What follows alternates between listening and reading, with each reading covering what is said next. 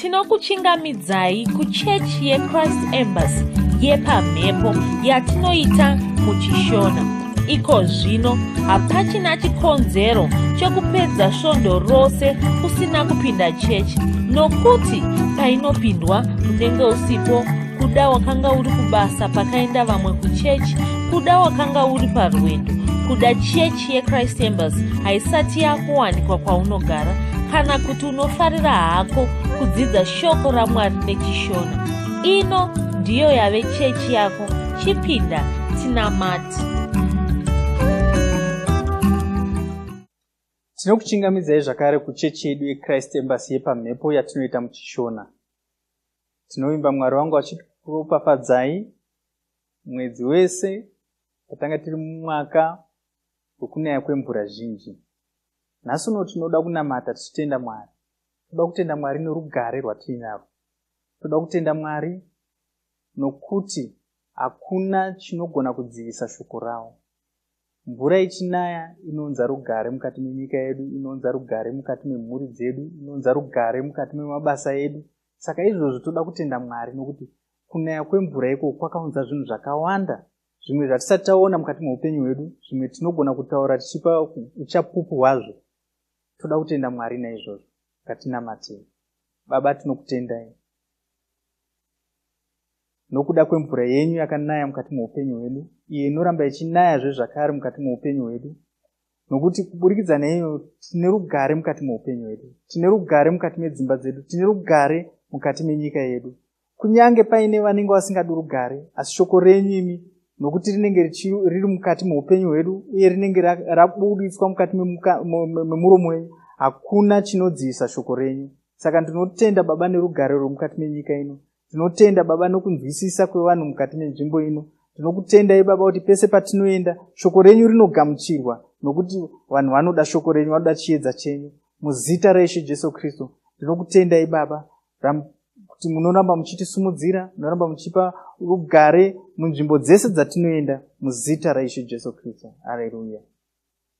Toda kunamatazve kuti zvakaitwa naMwari mukati meupenyu hwedu, zvavakatanga mvura ichitanga kunaya, ticharamba tichiona uye tichaona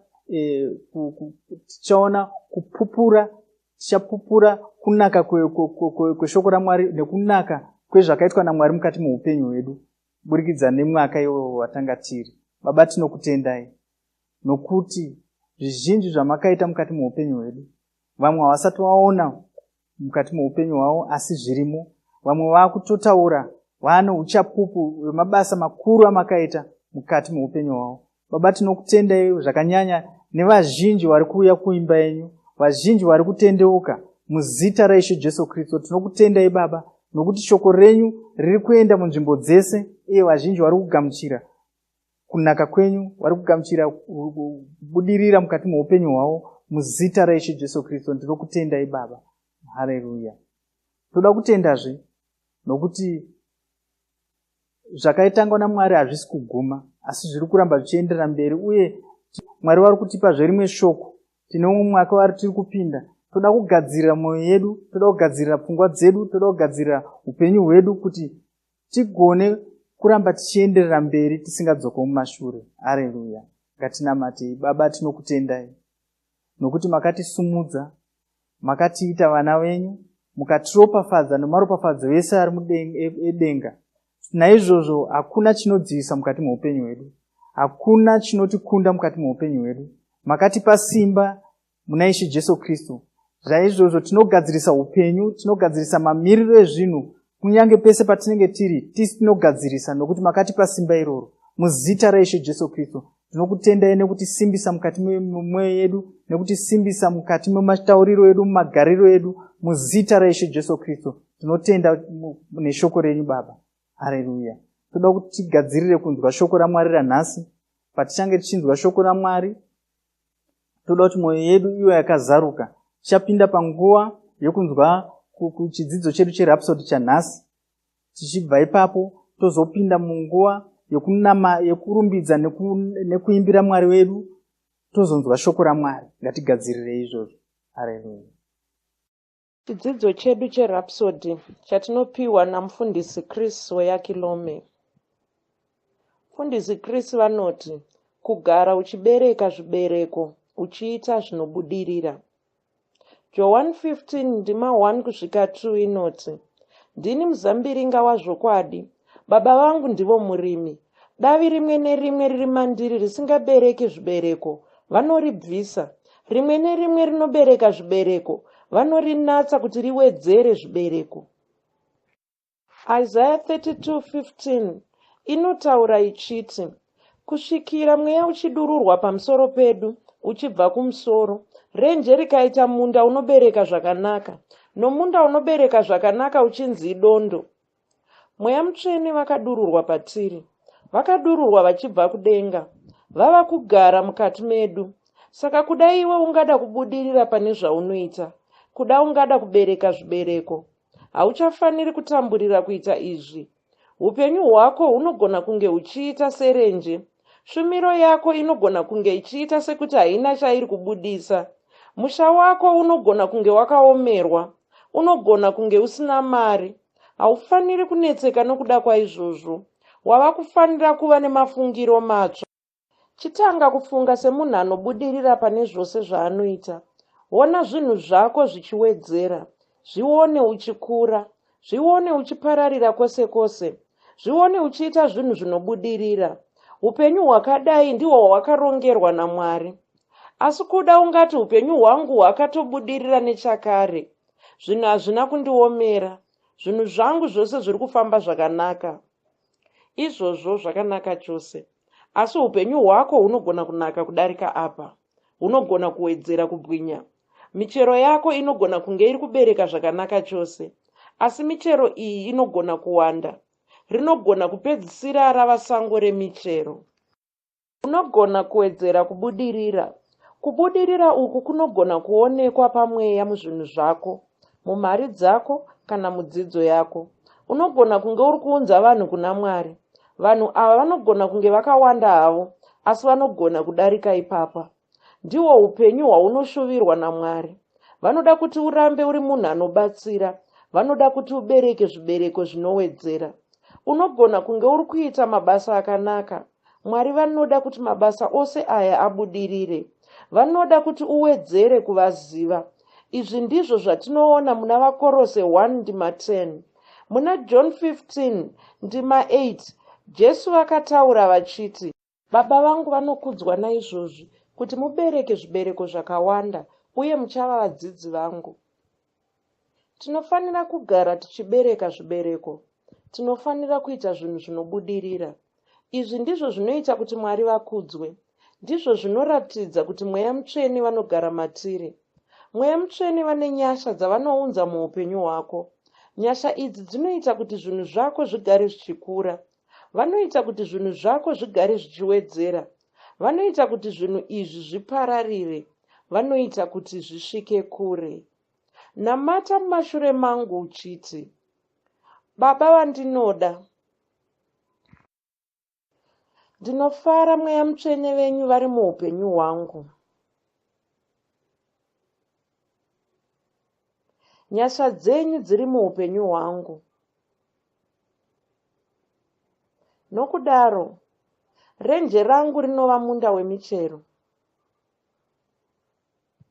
Munda wangu wemichero unoshanduka kuva sango remichero. Zvinhu zvose zvandinoita zvinobudirira. Ndinobudirira kubasa, mumari, mudzidzo nemukuparidza vhangeri. Upenyu hwangu hunotaridza kuti ndiri mwana wenyu. Ndinokufadzai pazvinhu zvose. Zvinhu zvandinoita zvinoratidza kuti ndakarurama. Muzita raJesu. Amen. Dzimwe ndima dzinotsigira chidzidzo chanhasi ndedzinoti, Luka 13 ndima 6 kusvika 9, John 15 ndima 16, John 15 ndima 4 kusvika 5, na 2 vakorinde 5 ndima 19 kusvika 20.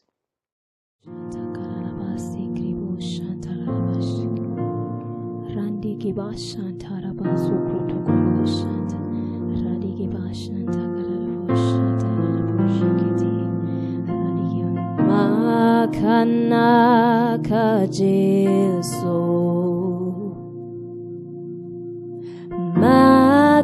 Makanaka Jesu,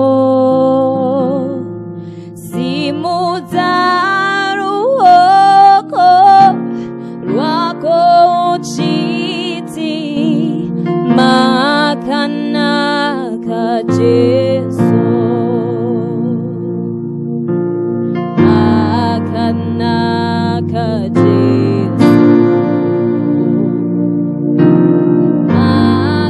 Makanaka Jesu, simudza ruoko rwako uchiti, Makanaka Jesu, rumbidzwa Jesu, rumbidzwa Jesu, simudza ruoko rwako uchiti, rumbidzwa Jesu, rumbidzwa Jesu, rumbidzwa Jesu, simudza ruoko rwako uchiti, rumbidzwa Jesu, simudza ruoko rwako uchiti, rumbidzwa Jesu, iwe simudza ruoko rwako uchiti, rumbidzwa Jesu.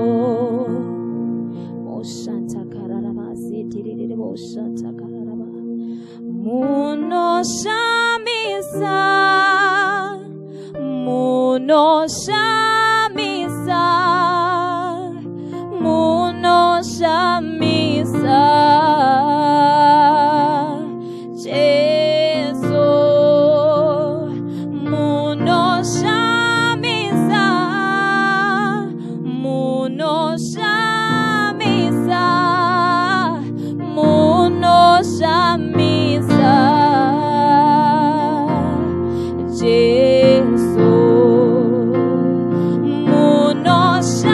munoshamisa, munoshamisa, Jesu, munoshamisa, Jesu, imi munoshamisa, munoshamisa, munoshamisa, Jesu, makatendeka, makatendeka, Jesu, makatendeka, Jesu, imi makatendeka, makatendeka, makatendeka, Jesu, munoshamisa, munoshamisa, munoshamisa, Jesu, munoshamisa, munoshamisa, munoshamisa,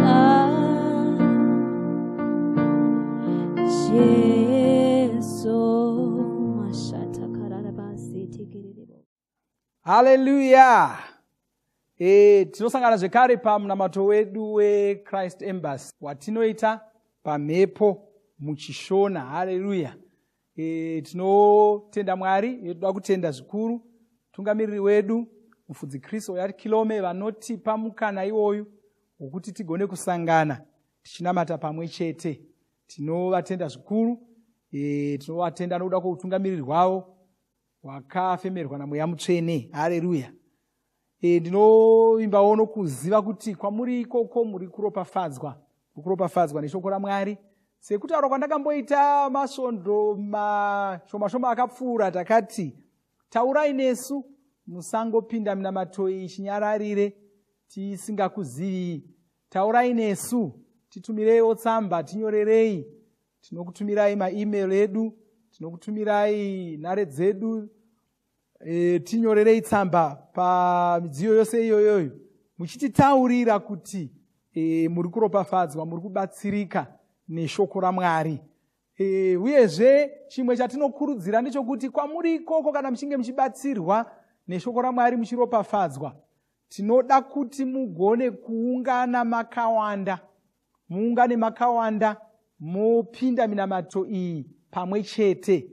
Kune vakaita zvidzidzo zvekuvamba, tine chimwe chidzidzo chatinodzidzisa, nzira dzamungashandisa kuti muungane muite boka, mosangana pamwe chete. Toda kuti tinzwe izvozvo, mutiudze kana mukakwanisa kusangana makaita boka saizvozvo, tiudzei. Munogona kutsvaka maloudspeaker enyu anogona kuita kuti mugone kunzwa zvakanaka mumwe nomumwe ari pamunamato ipapapo. Saka itai saizvozvo, mutaure nesu. Haleluya. Regai nditi makorokoto takabuda mumwedzi waGunyana tapinda mumwedzi waGumiguru. Sokutaura kwatakaita gore riri kufamba, mazuva ari kufamba. Gore rino rakataurwa rikanzi igore ratiri kukura nekutekeshera. Ndinovimba kuti wakakura unokutekeshera. Kubhizinesi kwako ndinovimba kuti bhizinesi rako riri kubudirira, riri kutekeshera, uri kuvhura mimwe mizinda kumaguta akawanda, kunzvimbo dzakawanda-wanda, kana nokunyika dzakawanda-wanda. Ndokubudirira kwacho, ndokukura kwacho, ndokutekeshera kwacho. Haleluya. Saka rambai muchirangarira shoko iroro rechiprofita chegore rino rokukura nokutekeshera. Nhasi mufudzi Kristu achatitaurira zvekare pamusoro pechiprofita chaGumiguru. Saka teai musvondo rino ratiri kupinda tikutaurirei chiprofita ichocho. Haleluya. Ndati ningobata hongu mwedzi wapera zvawo, asi regai tingobata chimwe chatakatarairwa mumwedzi waGunyana, chimwe chechitatu takanga tarairwa kunzi titore shoko raMwari, tigamuchire shoko raMwari, tirifungisise nokuridzeya mwoyo medu, uye tione shoko iri richiitika muupenyu hwedu, tirishandise pakurarama kwedu. Haleluya. Ndoda kuverenga Joshua 1 ndima 8, Joshua yekutanga ndima yesere. Kwanzi bhuku iyo murayiro haifaniri kubva pamuromo wako, asi unofanira kuirangarira masikati nousiku, kuti uchenjere kuita zvose zvakanyorwamo, nokuti nokudaro uchazviwanira mufaro panzira yako, nokubata nokuchenjera. Haleluya. Bhuku iyo murayiro haifaniri kubva pamuromo wako, asi unofanira kuirangarira masikati nousiku. Kwai bhuku yomurayiro iyi kuriva shoko raMwari, ishoko raMwari raanga ari kutaura. Shoko raMwari iri harifaniri kubva pamuromo kwako, asi kwanofanira kurirangarira masikati nousiku. Rangarira bhuku iri, rangarira shoko raMwari masikati nousiku. Haleluya. Mona chimwe chinhu chaunofanira kuzvidzidzisa semuKristu, kugara pfungwa dzako dziri pashoko raMwari. Ndo zvimwe zvinhu zvaunofanira kuzvidzidzisa izvozvo. Dzidza kudaro, wava muKristu, ndo zvimwe zvinhu zvaakutarisirwa pachiKristu, kugara pfungwa dzako dziri pashoko raMwari. ChiKristu haingori nzira yekunamata nayo, haingori nyaya yekungoti ndakuenda kuchechi kana ndakupota nichinda kuchechi. Handizvo, haingori nyaya yekungoti ndava nhengo yechechi yakati nechechi yakati. Aiwa, upenyu chinotori chikoro. Ndinofarira vamwe vanhu vanoshandisa shoko iroro vanoti chikoro kureva chechi. Chikoro chako chawakapinda ichi kureva chechi. Ndo shoko chairo ratofanira kushandisa iroro. ChiKristu chikoro. upenyu, zvinhu zvatinoita, chinhu chaunofanira kuita nokuzvijaidza kuita. Haleluya. Kuzvijaidza kuita. Saka chimwe chinhu chaunofanira kuzvijaidza kuita, kugara pfungwa dzako dziri pashoko raMwari. Uchifamba, uchiita zvaunoita, uchiita mabasa ako, pfungwa dzako dziri pashoko raMwari. Ndio zvinhu zvaunofanira kudzidza izvozvo. Zvidzidzise kudaro. Haleluya. Munoona, kana ukasadaro, ukasaita saizvozvo, pfungwa dzako dzinongozombeya dzichingoenda kwese kwese. Ndonga munonzwisisa zvinoita pfungwa. Pfungwa dzinongomanya, dzikamhara pano, dzikamhara apo. Ukatanga kuzviona uchirwara, ukatanga kuzviona uchitambura, ukatanga kuzviona vanhu vese munyika vachikuvenga, wotoswera watosurukirwa nokuda kwenyaya iyoyo. Ndonga mose munozvinzwisisa, hapana wedu angati haana kumbosangana nezvinhu zvakadaro. Unotanga kungozviona wafirwa namai, wafirwa nababa, wavengwa nemhuri yako, vakusiya, vakuramba, ruoko rwatova pashaya, watoshurikirwa, zuva rako harichitina mufaro, zvawanga wakaronga kuita zviya hauchisiri kuita, nokuti pfungwa dzako dzaenda pasipo. Saka pachiKristu basa ratinaro kutora pfungwa dzedu chidzibvisa pazvinhu zvese tichidziisa pashoko raMwari. Uchifamba uri woga, famba uchifunga shoko raMwari. Famba uchitaura, ini ndiri chisikwa chitsva. Zvione uri chisikwa chitsva. Shoko raMwari rinotaura richiti kwanzi tiri madzimambo. Zvione uri mambo uchitonga. Haleluya. Zvione uri mambo uchitonga. Ini ndiri mutongi. Ndiri mukuru. Nyika ino yese ndeyangu. Silivera iri munyika ino ndeyangu. Ndarama iri munyika ino ndeyangu. Nyika ino yese nezvose zviri mairi ndezvangu. NdezvaMwari, kana zviri zvaMwari, ini ndiri muridzi wepfuma yaMwari, saka ndezvanguwo. Wotanga kuzviona saizvozvo, uchirarama saizvozvo. Ndo mararamiro aunofanira kuita. Unofanira kutanga kuzviona. Bhaibheri muna vaFilipi 4:8 rinotitaura kwanzi pamusoro pezvokufunga. Fungai zvakanaka zvacho, zvinofadza, zvinokurudzirwa. Fungai pamusoro paizvozvo. Pfungwa dzenyu ngadzinge dziri pazvinhu zvakaita saizvozvo. Pfungwa dzako ngadzive pazvinhu zvakanaka nguva dzose. Ndokuti ugova muKristu anokunda. Haleluya. Pfungwa chinhu chakasimba, chinhu chine simba rakawanda. Mufudzi Kristu vane bhuku ravakatotinyorera. Haleluya. Vakati vane bhuku rakatinyorera rinotowanikwa nyangwe muchiShona, nokuti zvaungaita, zvinhu zvaunogona kuita nepfungwa dzako. Pfungwa dzine simba, dzinogona kuita zvinhu zvakawanda. Saka usarega zvinhu zvese zvese zvichingopinda mupfungwa dzako. Usaisa pfungwa dzako pazvinhu zvese zvese nezvisina basa. Pano munhu asina kunyemwerera kana kuti asina kumhorosa, wotoswera uchingofunga pamusoro pemunhu iyeye. Muswera wese wezuva uchingofunga pamusoro pokushata kwake kana kushayitsika kwake. Hauchina zvimwe zvauchatofunga zvinomusoro. Wautofunga pamusoro pomunhu asina kunyemwerera, asina kumhorosa, asina kuti makadii. Aiwa, uri kutambisa simba repfungwa dzako. Haleluya. Isa pfungwa dzako pashoko raMwari. Utange kuzviona. Regai ndikuverengerere Jacobo 1:22 kusvika 24. Jacobo 1:22 kusvika 24. Haleluya. Ndoda kuti muone chimwe chinhu chiri pandima iyo. Kwanzi, asi ivai vaiti veshoko, musava vanzwi voga muchizvinyengera. Nokuti kana ari munzwi weshoko asati ari muiti waro, wakafanana nomunhu unoona chiso chake chaakaberekwa nacho muchiwoniwoni.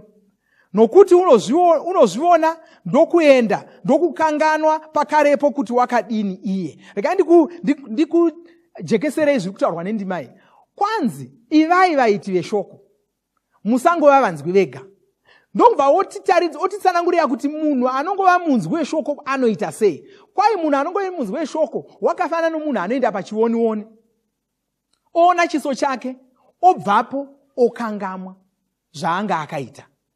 Kwai ndiye munzwi woga. Kureva kuti muiti, munhu anoenda, wakafanana nomunhu anoenda pachiwoniwoni, oona chiso chake chaakaberekwa nacho, obva ipapo, asi mufananidzo wezvaaona muchiwoniwoni uchingori mumusoro make. Ndiye muiti weshoko raMwari. Kureva kuti patinonzwa shoko raMwari, patinodzidza shoko raMwari ngariumbe mifananidzo mupfungwa dzedu. Kana raumba mifananidzo, patinobva kuda muri muchechi maunga uri, paunobva kudaro, mufananidzo uya kwainga urambe uri mumusoro mako, ndokuita shoko raMwari. Haleluya. Ndokuita shoko raMwari. Kufamba wakatakura mufananidzo iwoyo, ndo zvawa kungoona, hauna zvimwe zvauri kuona. Waudzwa uri muchechi, kana kuti waudzwa paunga uchiverenga rhapsody rako, kana kuti paunga uchiverenga bhaibheri rako, waudzwa kunzi munhu wega wega ari muna Kristu wava chisikwa chitsva. Musoro mako unobva utanga kuumba mufananidzo wechisikwa chitsva. Watanga kuona kuumba mufananidzo womunhu asingarwari, asinganetseki, asingakurirwi nechinhu, asina chinomukurira, anogara akafara, anogara ane utano hwakanaka, ane rugare. Ndo mufananidzo wabva waumbika musoro mako. Wobvapo woenda uchingova nomufananidzo iwoyo, kwai ndo kuita shoko raMwari. Haleluya. Saka rega shoko raMwari riumbe mifananidzo mupfungwa dzako. Wofamba wakatakura uchingoona mifananidzo iyoyo, ndo kuita shoko raMwari.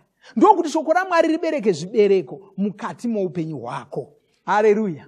Haleluya. Ndo daira kuti wanzwisisa zvatanga tiri kudzidzisa izvozvi, uye ndinoziva kuti tichitanga mumwedzisa izvozvi uchienderera mberi, zvose zvatanga tiri kudzidza izvi zviri kuramba uchifamba nazvo. Hausi munzwi chete, asi uri muiti weshoko raMwari, kureva kuti mifananidzo yezvatiri kutaura zvinhu zvinogara zviri mauri. Haleluya. Haleluya. Regai ndikonamata ndikunyengeterere. Baba, ndinokutendai, ndinokurumbidzai nokuda kwomumwe nomumwe wandiri kunamata naye panzvimbo ino. Nezita raJesu Kristu ndinotaura chiropafadzo pamusoro poupenyu hwake. Nezita raJesu Kristu ndinokutendai nokumukundisa mumwedzi waGunyana wese, apinda mumwedzi waGumiguru, anoenderera mberi achikunda muzita raJesu. Mwedzi uno waGumiguru uchava mwedzi una maropafadzo akawanda kudarika atamboona. Nezita raJesu Kristu vanga vachirwara mumwedzi uno, urwere hunopera nezita raJesu Kristu. Vanga vari kunetseka, vanga vachida mabasa mumwedzi uno waGumiguru, vanowana mabasa iwayo nezita raJesu Kristu. Ndonyengeterera yangu vana vechikoro vari kunyora bvunzo dzavo mwedzi uno waGumiguru, ndinotaura kuti vanobetserwa naMweya Mutsvene, vanobetserwa naMwari, vanobudirira mubvunzo dzavo muzita raJesu Kristu. Ndinokutendai, ndinokurumbidzai. Haleluya. Amen. Nhasi svondo yedu yekutanga yomwedzi waGumiguru, semazuva ese tinodya chidyo, regai timhanyise tivhure muna 1 Makorinde 11 ndima 23. Kwanzi nokuti ini ndakagamuchira kunashe icho chandakakupaiwo, kuti Ishe Jesu nousiku hwaakapandukirwa wakatora chingwa, akati avonga akachimedura, akati, torai mudye, ichi ndiwo muviri wangu unomedurirwa imi, itai izvi muchindirangarira. Haleluya. Saka ndinovimba wauya uine chingwa chako, ndoda kuti utore chingwa ichocho tinamate. Baba, nezita raJesu Kristu ndinokutendai, ndinopa mbiri nekudzo kwamuri. Ndinokutendai Jesu Kristu nokuda kwomuviri wenyu wakamedurirwa isu, kuti tiwane rugare, tiwane utano hwakanaka. Tinodya muviri woyu, tinodya chingwa ichi sechirangaridzo chokumedurwa kwomuviri wenyu nezita raJesu Kristu, uye tinogamuchira utano hwakanaka munyama yedu, tinogamuchira rugare mukati moupenyu hwedu patinoita izvozvi nezita raJesu Kristu. Amen. Haleluya. Zvakanaka, ngatimedurei tidye. Bvudzi Kristu akatitaurira kuti kumedurwa kwechingwa ndo pane simba racho, ndo pane nyaya yose, kumedurwa kwechingwa ichocho. Saka medura chingwa ichocho ubve wachidya, uchinamata, uchitenda Mwari.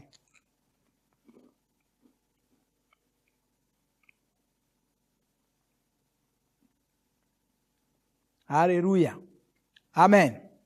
Kwaisa izvozvovo wakati apedza kurayira, akatora mukombe, akati, mukombe uyu ndiyo sungano itsva muropa rangu, itai izvi nguva dzose kana muchinwa muchindirangarira. Nokuti nguva dzose kana muchidya chingwa ichi kana kunwa mukombe uyu, munoparidza rufu rwaShe kusvikira achiuya. Haleluya. Ndoda kuti mutore mukombe oyo, mutore chinwiwa ichocho, ngatinamatei. Baba, tinokutendai Jesu Kristu, tinokutendai nokuda kweropa ramakadeura pamuchinjikwa, ropa rakatisuka kuti zvigoneke kuti tive zvisikwa zvitsva, tizvarwe patsva. Iko zvino tava zvisikwa zvitsva, taakurarama upenyu hwavaMwari. Nokudaro tinokunda muzvinhu zvese zvoupenyu huno. Tinokutendai. Chinhu chakaitwa nesungano yamakaita muropa renyu, chinhu chakaitwa neropa renyu ramakadeura. Tinokutendai, toropafadza mukombe uyu, tichitaura maropafadzo pamusoro pawo, vechitaura patinotora saizvozvi zvivi zvomumwe nomumwe wedu zvinoregererwa, zvinosukwa muzita raJesu Kristu. Amen. Ngatitorei tichinwa.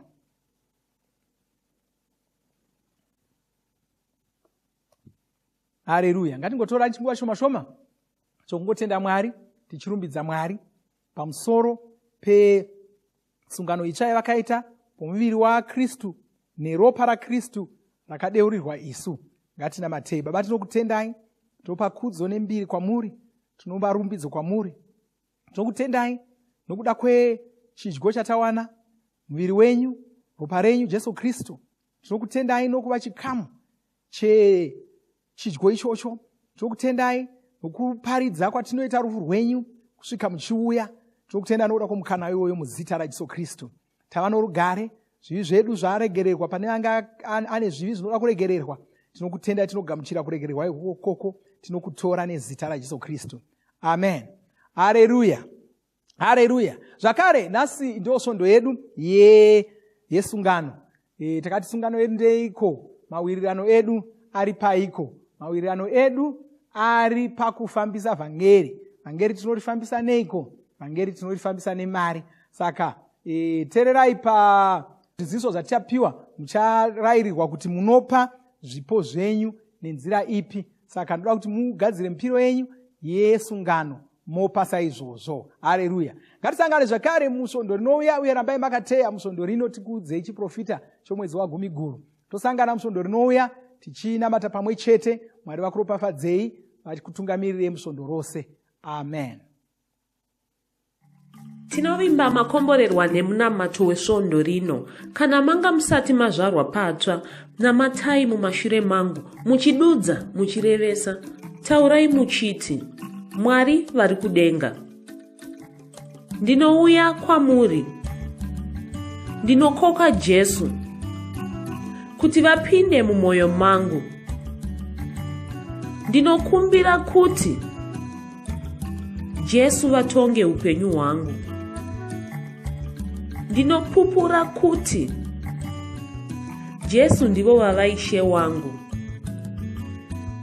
Saka ndinogamuchira upenyu usingaperi mumweya mangu. Ndazvarwa patsva, ndava chisikwa chitsva. Ndinokutendai. Amen. Makorokoto mazvarwa patsva, tinokugamuchirai muchechi yeChrist Embassy. Titumirei zita renyu nekwamunogara. Munogona kutumira iri SMS kana WhatsApp pa 0772 215 kana kutuma tsamba pa Shona ROR@gmail.com. Muchida kupa mpiro yenyu neEcocash, rovai namba *151*2*5*58225# motevera zvinenge zviri kutaurwa neEcocash ipapo. Kana muine nhare dzemazuva ano, munogona kushandisa KingsPay kupa mpiro yenyu. Shandisai kodi inoti TNIOG nemavara makuru. Tinoda kukuzivisai zvinotevera. Musangano wevafudzi nevatsigiri veshumiro yedu IPPC uchaitwa kuLagos, Nigeria kubva musi wa13 kusvika 19 Budzi. Taurai nesu kana muchida kuva pamusangano uyu. Svondo rino garai makateya, tikuzivisei chiprofita chemwedzi wa10 chatichapiwa namufudzi Chris. Tinokurudzira kuti musadarikwa nezvidzidzo zverapsody zvatinotuma zuva roga roga. Zvidzidzei kuti shoko riwande mamuri, mugone kumirisana nezvinhu zvinonetsa muupenyu. Batanaiwo namufudzi Chris paminamato yatinoita muvhuro, chitatu nechishanu, masikati nemanheru. Boka rekutanga revanhu vachapedza zvidzidzo zvekuvamba richapiwa zvitupa kupera kwemwedzi wa10.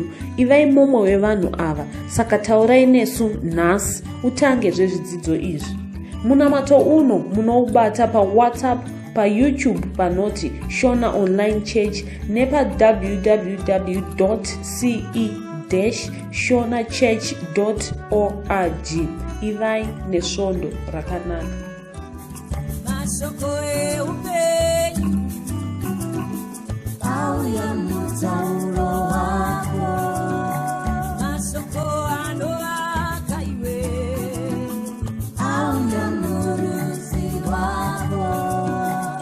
Shoko.